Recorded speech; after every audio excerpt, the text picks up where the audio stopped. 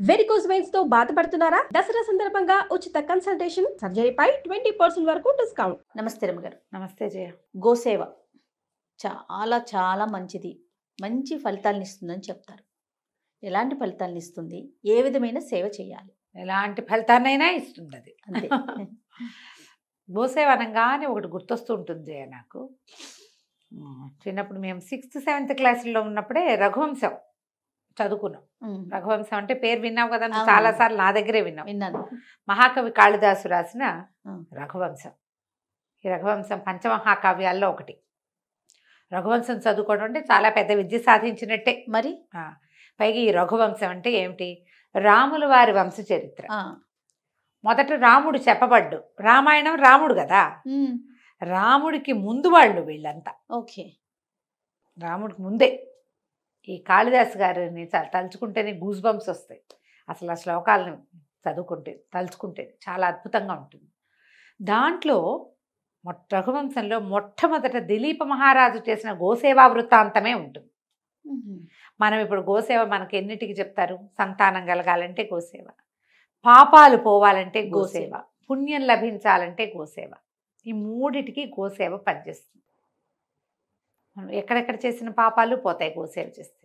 గోసేవ ఎలాంటివి? గోవుకి ఏదైనా పెట్టడం, గోవు గంగడోలు నిమరటం, గోవుకి పసుపు బొట్టు పెట్టడం, గోపృష్ఠానికి నమస్కారం చేసుకోవటం, గోపంచితం నెత్తి మీద చల్లుకోవటం, గోమయంతో ఇండ్లు శుద్ధి చేసుకోవటం. ఇవన్నీ కూడా గోసేవ కిందకే వస్తాయి. వీటితోటి ఇల్లు శుద్ధి అవుతుంది, పవిత్రం అవుతుంది, మన లోపల ఉన్నటువంటి కర్మక్షయం జరుగుతుంది. ఎన్నో చెప్తారు రకరకాలు. ఈ దిలీపుడి గోసేవా వృత్తాంతము చెప్పుకోవాల్సిన కథ, చాలా విశేషంగా ఉంటుంది. దిలీప మహారాజు రఘు మహారాజు యొక్క తండ్రి. ఆ రఘువు పేరే ఈ రఘువంశం. రఘురాముడు అంటామా? రాముడిని రఘురాముడు అని ఎందుకంటారంటే రఘువంశంలో జన్మించిన రాముడని. రాముడికి ముందు పేరు చేర్చుకోగలిగిన రఘువు అంత గొప్పవాడు. చాలా అద్భుతమైన కార్యాలు చేశాడు ఆయన. అంత అద్భుతమైన వ్యక్తికి తండ్రి ఈయన దిలీపుడు. చాలా బాగుంటుంది. అయితే ఈ దిలీప మహారాజు ఏం చేశారు అంటే, ఈయనకు సంతానం లేదట. సంతానం లేకపోతే ఈయన భార్య పేరు సుదక్షిణాదేవి. ఎప్పటికీ సంతానం కలగల. ఈ రఘువంశాన్ని రాజుల గురించి గొప్పగా విషయాలు చెప్పడంలో ఆయన ఎలా చెప్తారంటే, తప్పకుండా వాళ్ళు సంతానాన్ని పొందాలి, వాళ్ళ కుమారులు రాజ్యానికి రావాలి. ఇది నియమం, ఆ కాలపు నియమం అది. సంతానం కలగకపోతే ఈ రాజ్యాన్ని ఎవరికి ఇస్తారు? ఈయన ఎందుకో తనకు సంతానం కలగట్లేదు కాబట్టి మన కులగురువు అయినటువంటి వశిష్ఠ మహర్షిని అడిగి తెలుసుకుందాం అనుకున్నాడు. భార్యాద్వితీయుడై ఆమెతో కలిసి వశిష్ఠాశ్రమానికి బయలుదేరాడు.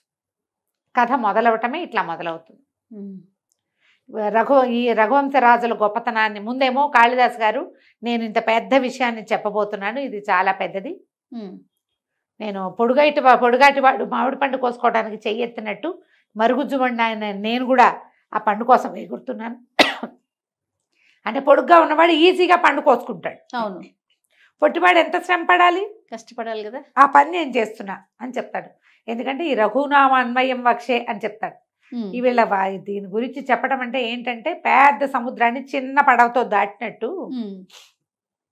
ఈ ప్రయత్నం నేను చేస్తున్నానని మహావినయంతో చెప్పుకుంటారు కాళిదాసు. ఇది చెప్పి అప్పుడు వీళ్ళు రఘువంశరాజుల గొప్పతనాల గురించి చెప్తాడు.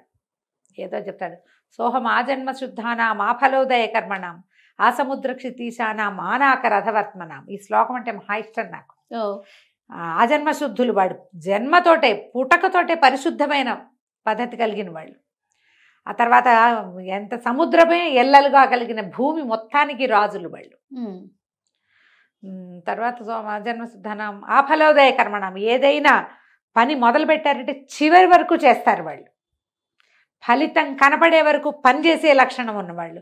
ఏదో మొదలు పెట్టడము, అది అవ్వలేదు అనుకో, ఆ పోనీ లేదు ఇంకోటి మొదలు పెట్టరు వాళ్ళు. మొదలుపెట్టిన పని టిల్ ద ఎండ్ చేసేవాళ్ళు. ఎంత అద్భుతమైన క్యారెక్టర్ కదా అది. మరి తర్వాత ఆనాక రథవర్త్మనం, ఆకాశం ఈ స్వర్గం వరకు రథం మీద వెళ్ళగలిగిన వాళ్ళు. అంత గొప్పవాళ్ళు. స్వర్గం ఎక్కడుందో మన కంటికి కూడా కనపడు. దానికి వెళ్ళే దారులు తెలిసిన వాళ్ళు అలాంటి వాళ్ళ గురించి చెప్తానంటాడు. ఎంత బాగుంటాయో శ్లోకాలు, భలే ఇంట్రెస్టింగ్గా ఉంటాయి. 6th 7th క్లాస్లో చదువుకున్నవి అవి మర్చిపోలేదు. అదే అంత చిన్నప్పుడే ఇంప్రెస్ చేసిన శ్లోకాలు అనమాట. ఆయన బాగా రాస్తారు. కాళిదాసు అంటే అద్భుతం, మహాద్భుతం అంతే. అయితే ఈ దిలీప మహారాజు గురించి చెప్తూ ఈయన ఏం చేశాడు, భార్యతో కలిసి బయలుదేరి వెళ్ళాడు. ఆ బయలుదేరి వెళ్ళే దారంతా వర్ణిస్తారు. అక్కడికి వెళ్ళిన తర్వాత వశిష్ఠ మహర్షిని కలుస్తారు. వశిష్ఠ మహర్షి ఏం చెప్తారంటే, ఈయన అడుగుతాడు, నేను సంతానం లేదు, నా పితరులు నేను ఇచ్చేటప్పుడు నేను ఇస్తుంటే నేను ఇది వదులుతాను కదా, తర్పణాలు విడిచేటప్పుడు వాళ్ళు చాలా కష్టపడుతున్నారనిపిస్తుంది. ఏంటి వీడిస్తున్నాడు, వీడి తర్వాత మాకెవరిస్తారు నీళ్లు అని నా పితృదేవతలు బాధపడుతున్నారు. నాకు అట్లా అనిపిస్తోంది. నా కోసం సహాయం చేయి, నాకు నువ్వే మాకు గురువి, నా సంతానాన్ని పొందే మార్గం, నాకెందుకు సంతానం కలగట్లేదో తెలియజేయి, సంతానం పొందే మార్గాన్ని తెలియజేయమంటారు. అప్పుడు వశిష్ఠ మహర్షి బాగా ఆలోచించి ఆయన తపశక్తితోటి ముందు తెలుసుకుని ఏం జరిగిందో, నాయన ఒకనాడు నువ్వు ఇంద్రుణ్ణి చూడ్డానికి వెళ్ళావు స్వర్గానికి. వెళ్ళి తిరిగి వస్తుంటే కామధేనువు కల్పవృక్షపు నీడలో తన సంతానంతో వేంచేసి ఉంది. అక్కడ ఆమెకి నమస్కారం చేయాలి. కామధేను అంటే మొట్టమొదటి ఆవు, సురలోక గోవు, కోరిన కోరికలు ఈడేర్చేది. ఆమె తన పుత్రికతోటి అక్కడ ఉంది, సంతానం ఉంది కామధేనువుకి. ఆమె అక్కడ కూర్చుని ఉండగా నువ్వు నమస్కరించకుండా వెళ్ళిపోయావు. నువ్వు ఎందుకు వెళ్ళిపోయావు? భార్య ఋతుస్నాత అయి ఉంది అంటే అప్పుడు మనం ఇదేమని చెప్తాము, మనం సేఫ్ పీరియడ్ అని చెప్తాం కదా. పూర్వకాలపు పద్ధతి ఎట్లా ఉండేదంటే, కరెక్ట్గా పీరియడ్స్ అయ్యి ఆవిడ స్నానం చేసి ఉన్నప్పుడు అప్పుడు గర్భధారణ అవకాశాలు లభిస్తాయి. కాబట్టి ఆ సమయంలో తప్పకుండా భార్యా సంగమం చేయాలి, అది నియమం. ఆమె తన కోసం వేచి ఉంటుందని ఈయన వచ్చేసాడు. నువ్వు వచ్చేసావు, ఆవిడ నీకేసి చూస్తోంది కామధేనువు, తనని చూడకుండా, సంతానంతో ఉన్న నన్ను చూడకుండా ఏ పని మీద ఇతను వెళ్తున్నాడో ఆ పని ఇతనికి అవ్వదు అని ఆమె అనుకుంది. శపించిందని పెద్దగా చెప్పబడదు అన్నారేమో, నాకు అట్లా అనిపించదు. నన్ను చూడకుండా ఏ పని మీద వెళ్తున్నాడో ఆ పని అవ్వదు, అంతే చాలు, నీకు సంతానం కలగలేదు నాయన అంటే అని నువ్వు ఆమెను సేవించాలి. భగవంతుడు నీకు ఇచ్చిన అవకాశం ఏంటంటే, కామధేనువు యొక్క పుత్రిక అయిన నందిని మనకి ఇక్కడ హోమధేనువుగా ఉంది. హోమధేను అంటే హోమానికి కావలసిన పాలు, పెరుగు, వెన్న, నెయ్యి అన్నీ ఆమె నుంచే వస్తాయి. మన ఆశ్రమంలోనే ఉంది. ఈమెని సేవించు, ఈ ఆవుని సేవించమన్నాడు. నందినికి ఒక దూడ కూడా ఉంది, చిన్న శిశువు ఉంది. నువ్వు ఇక్కడ ఉండి ఆశ్రమంలో ఉండిపోంటే తనతో వచ్చిన వాళ్ళని పంపించేసి భార్యతో సహా ఆ పర్ణశాలలోని ఈ ఋష్యాశ్రమంలోనే ఉండిపోయాడు దిలీప్ మహారాజు. వెళ్ళిపోయి ఉండి ఇక్కడ పొద్దున్నే రోజు ఏం చేసేవాళ్ళు, భార్యాభర్త ఈ ఆవుని చక్కగా ఆశ్రమం అంతా బాగు చేసి, ఆవు ఉన్న శాల అంతా బాగు చేసి, తర్వాత దూడకి పాలిచ్చి, దూడకి పాలిచ్చిన తర్వాత ఆవును తోలుకుని, ఆవు బాగా నడవాలి, గడ్డిగా మేయడానికి తీసుకుపోయేవాడు. అడవంతా తిప్పి సాయంకాలం తిరిగి వచ్చేవాళ్ళు. సాయంకాలం రాగానే ఈవిడ ఏం చేసేది, గబగబా ఆవిడకి హారతి ఇచ్చి బొట్టు పెట్టి పువ్వులు వద్దల్లి ఆయనకి ఆవిడకి నమస్కారం చేసుకున్నాక ఆవు తన దూడకి పాలు ఇవ్వడానికి వెళ్ళిపోయింది. ఉదయకాలంలో తీసిన పాలు హోమంలో వాడుకునేవాళ్ళు, సాయంకాలం ఆ దూడకి పాలు ఇచ్చేసేది, అంతే. కొన్ని రోజులు ఇక్కడ ఉన్నారు, 3 వారాలు ఉన్నారట. 21 days అని చెప్తారు.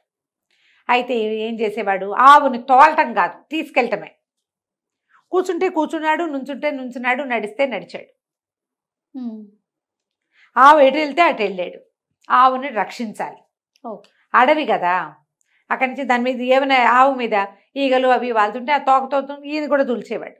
తర్వాత దానికి మెడ కొంచెం దురద పడుతుంది. ఆవులకి గంగడోలు నిమరటం ఒక సేవ.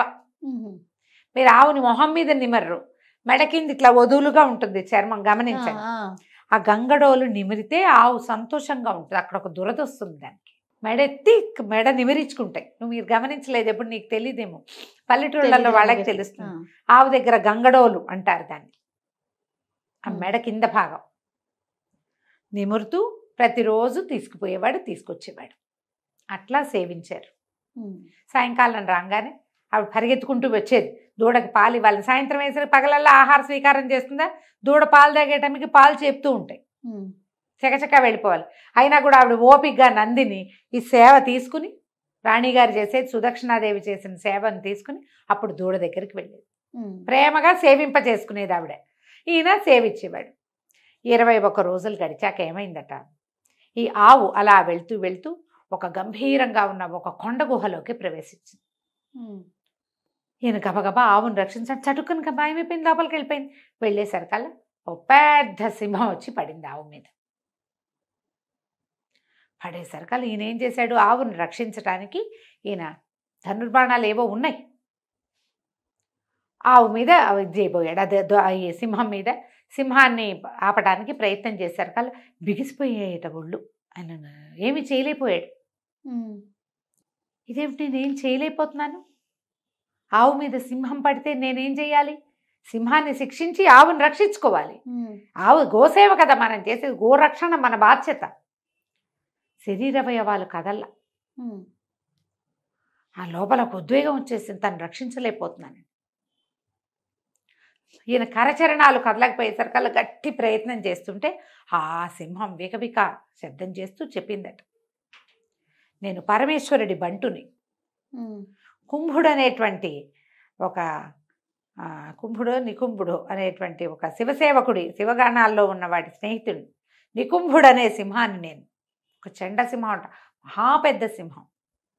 ఇక్కడ ఒక దేవదారు చెట్టు ఉంది, పార్వతీదేవి స్వయంగా నీరు పోసి పెంచుకుంది. ఆ చెట్టుని రక్షించటానికి నేను ఇక్కడ ఉన్నాను. ఆ చెట్టుని ఏ జంతువులు, ఏ ఏనుగులు ఏవి వచ్చి దాని మీద తమ మొహాలు ఆనించకుండా, ఆ దేవదారు వృక్షం అంటే మహాప్రీతి అమ్మవారికి, దాన్ని రక్షించటానికి నేను ఇక్కడ ఉన్నాను. ఇక్కడికి ఈ ప్రాంతానికి వచ్చిన జంతువులు నాకు ఆహారంగా పరమేశ్వరుడు విధించాడు. ఆ వచ్చింది నేను తింటాను.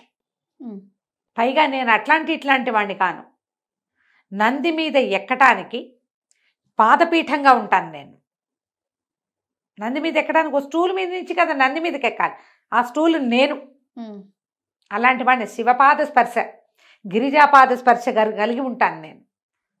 నా ముందు నీ కరచరణాలు ఎట్లా ఆడతాయి, నువ్వు నన్ను ఎట్లా శిక్షిస్తావు అనేసరికి అర్థం, నా పరాక్రమము నా సాహసం అన్నీ పోయినాయే, ఇంత చేసి భూమి మొత్తాన్ని పరిపాలించేవాడిని ఒక సింహాన్ని కొట్టలేకపోతానా నేను అనిపించింది ఆయనకి. అవమానపడిపోయాడు ఆయన, బాధపడ్డాడు. గోవుని రక్షించాలి, సింహాన్ని శిక్షించాలి, నా శక్తి ఎందుకు చాలటం లేదు. అప్పుడు పరమేశ్వరుడి దగ్గర ఉన్న సింహం అనేసరికి మరి భగవంతుడి ముందు నేనెంత వాడిని, భగవంతుడి పాదసేవ చేసుకునేటువంటి సింహాన్ని నేనేం చేయగలను. కానీ అప్పుడు ప్రార్థన చేస్తాడు, నీకు ఆహారం కావాలి, నేనేమో గోవును సేవించాలి, గోసేవ కోసం నన్ను నేను సమర్పించుకుంటాను, నన్ను తినేసేను, నీకు ఆహారం నేనైపోతా, గోవును వదిలిపెట్టు. సాయంత్రానికి గోవు వశిష్ఠాశ్రమానికి వెళ్ళిపోతుంది. అంటే ఈయన సింహం ఎక్కిరిస్తాడు, ఏమిటి ఒక కేవలమైన గోవు కోసం ప్రాణాలు ఇస్తావా, 1,00,000 గోవులు ఎడం చేత్తో ఇవ్వగలవు నువ్వు. భూమండలానికి రాజంటే భూమి మీద ఉన్న ప్రతి ఆవు నీదే కదా, ఆ గోదానం చేయగలిగిన సమర్థుడివి. ఒక కేవలమైన గోవు కోసము నువ్వు నీ ప్రాణాలు అర్పిస్తావా అంటే కాదన్నాడు. గోవు కేవలమైంది కాదు, భూమితో సమానమైంది. పైగా మా గురువు యొక్క గోవు, హోమధేనువు. ఈమెను రక్షిస్తానని నేను ఒప్పుకుని ఇన్ని రోజులుగా ఆమెను సేవిస్తున్నా. రేపు నా వంశానికి బీజం పడాలంటే ఈ సేవే నాకు ఫలితం లభిస్తుంది. ఇంత అవకాశం ఇచ్చినటువంటి తల్లిని రక్షించలేకపోతే నేను ఎందుకు, నా ప్రాణం పోయినా పర్వాలేదు, గోసేవలో ప్రాణాలైనా వదిలిపెడతానని ఏం చేశాడు ఈయన, ధనుర్బాణాలు అవి పక్క పెట్టుకుని చేతిలో ఉన్న ఆయుధాన్ని పక్కన పెట్టేసి మోకాళ్ళ మీద కూర్చుని నా మీద దూకి నన్ను ఆహారాన్ని స్వీకరించు అని చెప్పి వంగి నమస్కారం చేశాడు. తన మీద ఏమీ పడలేదు. నందిని ధేను మాట్లాడింది, దిలీప నీ సేవకి మెచ్చాను, ఇది నేను కల్పించిన మాయే లే అని చెప్పిందట ఆవు. ఆవిడెవరు, కామధేను యొక్క పుత్రికే కదా ఈ ఆవు. సింహం లేదు అక్కడ, కొండ గుహ కూడా లేదు. లేవతీసి వెనకాల తీసుకెళ్ళిపోయి ఆ తర్వాత ఆయనకి సంతానం కలిగింది. ఈ సేవ చాలు, నేను సంతృప్తురాలని అయ్యాను. మా అమ్మకి కామధేను యొక్క ఆమెకు నమస్కారం చేయకుండా నీకు ఏర్పడిన కర్మంతాలకు ఫలితం పూర్తిగా పోయింది, నీకు సంతానం కలుగుతుందని ఆశీర్వదించి పంపించేసింది. రాజు రాణి వెనక్కి వచ్చాక ఆ రాణిగారి గర్భవతి అయింది సుదక్షిణాదేవి. తర్వాత వారికి సంతానం లభించింది. ఎంత బాగుంటుందో జయ, అద్భుతంగా ఉందండి. అసలు వినటానికే వీళ్ళు అడవికి వెళ్ళే ప్రయాణంలో ఉండేవి కూడా ఎంత బాగా వర్ణిస్తారో. ఆవిడ ఆవును ఎట్లా ఎట్లా సేవించారో, ఈ కుంభోదరుడు ఎట్లా వచ్చాడో, ఆ సింహము, దాని వర్ణన అద్భుతం, అమోఘంగా ఉంటాయి. చాలా బాగుంటుంది. రఘువంశంలోని మొదటి ఘట్టమే గోసేవ వృత్తాంతం. చిన్న వృత్తాంతాలే ఉన్నాయి మాకు, చిన్నవే ఉన్నాయి. తర్వాత ఇంటర్మీడియట్లో కాలేజీలో చెప్పినప్పుడు కూడా నేను ఇది చెప్పాను. గోసేవ చేస్తే మనకి సంతానానికి మంచిది, సౌభాగ్యానికి మంచిది, కర్మక్షయం కలుగుతుంది. తర్వాత ఎక్కడా తీరని సమస్యలు ఉంటాయి కొన్ని జయ. ఆ గుడికి వెళ్తాం, ఈ గుడికి వెళ్తాం, పూజ చేస్తాం, ఎంతో తీరదు. అవి గోసేవతోటి తీరుతాయి. ఏదో ఒక వస్తువు తీసుకెళ్ళి సమర్పించేసామా, ఆహారం పెట్టామా అని కాకుండా స్వయంగా గోవుని ముట్టుకుంటే చాలా రకాల పాపాలు పోతాయి.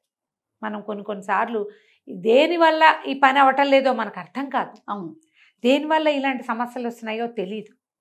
అలాంటప్పుడు కనుక గోసేవ చేయడం. అయితే ఈ గోసేవ అంటే నేను ఒక దేవాలయం దగ్గర గోవులకి పెట్టడానికి వెళ్తే ఇంత కట్ట చపాతీలు ఉన్నాయి అక్కడ పక్కన పడేసి.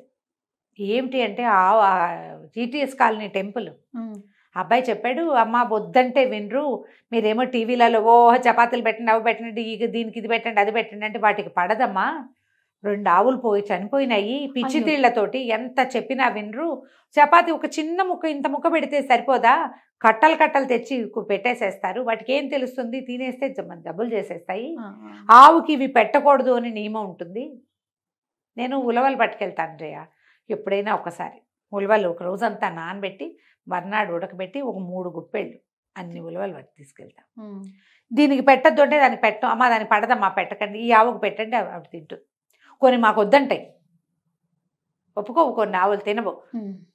నాకు తెలగపిండి పెట్టాలని ఉంటుంది, ఊళ్ళల్లో మేము తెలగపిండి పెట్టేవాళ్ళం. తెలగపిండి అంటే ఇక్కడ అలవాట్లేదమ్మా, అవి తినవు, పెట్టకూడదు అంతే. అవి తినని వాటిని పోనీ వాటికి జబ్బు చేస్తుందని తెలిసినప్పుడు పెట్టచ్చునా మనం, జాగ్రత్తగా పెట్టకూడదు. అవేమిటో చెప్పాడు, అవే కాయలు కాయలుగా వచ్చేస్తాయట ఒంటి మీద, పాపం. అయ్యో, చాలా బాధపడతాయి. మీరు గోసేవ చేస్తే ఏదో పుణ్యం వస్తుందని గోవులకు పడని ఆహారాలు పెట్టకూడదు. సంరక్షకుడు లేకుండా మీరు పెట్టకండి. పక్కన వాడు ఉండి, ఒక మనిషి ఉంటాడా, ఎవరో గోసేవ సంరక్షణ చేసేవంటాడా, ఈ ఆవుకి ఇవి పడవమ్మా అంటే నేను పట్టుకెళ్ళాను కాబట్టి పెట్టాల్సిందేనని అనుకోకండి. ఇంక వేటికైనా పెట్టండి, ఎవరికైనా దానం చేసుకోవచ్చు కదా. గోసేవ చేయండి అనగానే ఇలా అయిపోతారు. చూసి జాగ్రత్తగా పాపం మూట కట్టుకోకండి. పుణ్యం సంపాదించే క్రమంలో పోయి పుణ్యాన్ని పోతే పాపం ఎదురైందని ఆ పని మాత్రం చేయకండి. వాటి మరణానికి కారణం ఏమిటి, ఇంకేముంది, మన సేవ అదే కదా, గంగలో కలిసినట్టే, మొత్తము పాపం వస్తుంది కదా. చూసుకుని చేయండి. గోసేవ వల్ల చాలా మంచి ఫలితం లభిస్తుంది. తప్పకుండా. నమస్తే. నమస్తే.